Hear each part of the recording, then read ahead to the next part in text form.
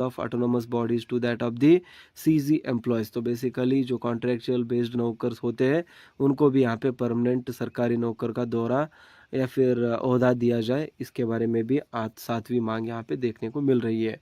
The confederation request to all the GS and SG of the affiliates of the confederation and the GS of state COs to kindly make all of out efforts to reach out to the each member, hold the gate meetings on 10th and 11th of March, educate the members about the demands, and then convince them to be prepared for the future strugglings in order to clinch our long pending genuine and legitimate demands। तो यहाँ पे comradely yours SB Yadav, secretary general confederation of central government employees and workers, यहाँ पे देख पा रहे होंगे 10th और 11th को एक मीटिंग यहाँ पे रखी गई है, जो कि फोकस होगा उसमें, मतलब जो फोकस है उसमें ये होगा कि सरकारी कर्मी बेसिकली जो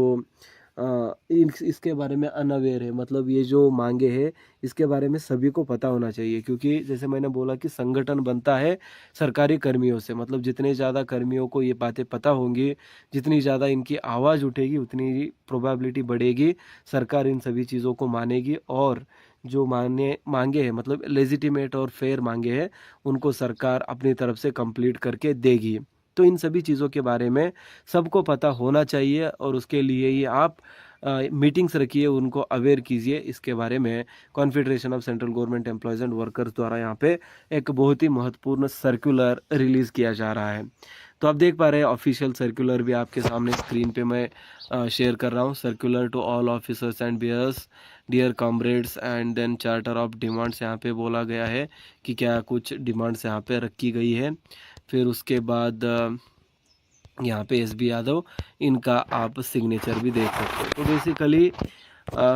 ये जो 8th पे कमीशन है उसके बारे में लगातार यहाँ पे सरकार और संगठनों के बीच में बातचीत यहाँ पे चल रही है। संगठन लगातार अपनी मांग यहाँ पे रख रही है सरकार के सामने, और सरकार को मजबूरन ये सभी चीज़ों को तुरंत ही इम्प्लीमेंट करना पड़ेगा, क्योंकि संगठनों ने कहा है कि ज़्यादा देरी होगी तो हम स्ट्राइक करने के लिए भी आ सकते हैं, या फिर हमारे पास दूसरा कोई रास्ता नहीं बचेगा तो हम स्ट्राइक भी करेंगे, उसमें कोई दो राय नहीं है। तो बेसिकली ये सभी चीज़ें आज के इस वीडियो में हमने देखी कि कैसे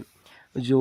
8th पे का संगठन है उसको बनाया जाए। सबसे पहले कमेटी बनाई जाए, फिर NPS को कैंसिल करके OPS बनाया जाए, 18 मंथ्स का DA एरियर्स रिलीज़ करो, कॉन्ट्रैक्ट बेस्ड वर्कर्स और प्राइवेटाइजेशन को रोको, फिर उसके बाद गवर्नमेंट एम्प्लॉयज़ को ज़्यादा से ज़्यादा हायर करो, और उसके साथ ही साथ जो बाकी की चीज़ें हैं हमने आज के इस वीडियो में देखी।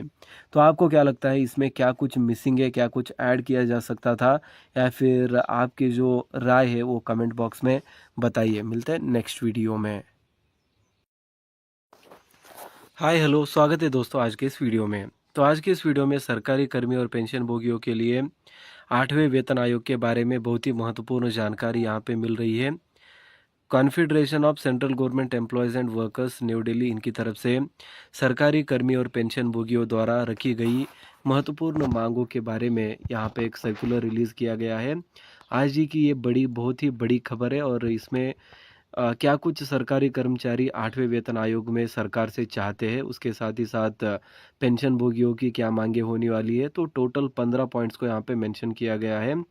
जो कि सेम चीज़ें NCJCM, all India railways men's federation, इन्हीं सभी संगठनों ने सेम चीज़ों के बारे में सरकार के सामने अपने प्रस्ताव रखे हैं। तो आज के इस वीडियो को एंड तक देखिए और आपको समझ में आ जाएगा कि सरकार के सामने एग्जैक्टली 8वें वेतन आयोग के अंदर कितने फिटमेंट की बात हो रही है, DA मेजर कितने होने वाला है, और उसके साथ ही साथ जो पेंशनर्स है जो कि 70 ईयर्स 80 ईयर्स के अबो हो जाएंगे तो 20%, 30% या फिर कई केसेस में 40% तक की बढ़ोतरी की मांग भी की जाती है। तो बेसिकली यही जो मांगे 7वें वेतन आयोग में भी थी, लेकिन कुछ मांगे साकार हुई और कुछ रह गई। तो बेसिकली 8वें वेतन आयोग में इन सभी जो पॉइंट्स है इनको फुलफिल करने की